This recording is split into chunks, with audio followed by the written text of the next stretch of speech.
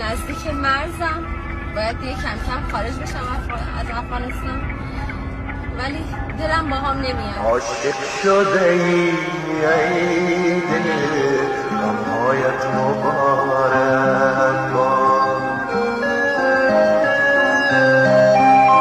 زنجیر جنونه دل، در پایت مبارک باد.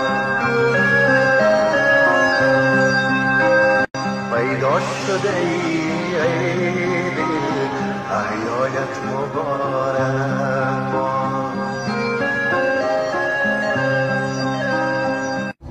نزدیک مرزم، باید دیگه کم کم خارج بشم از افغانستان، ولی دلم با هم نمیاد. عاشق شده ای دل، غمهایت مبارک باد.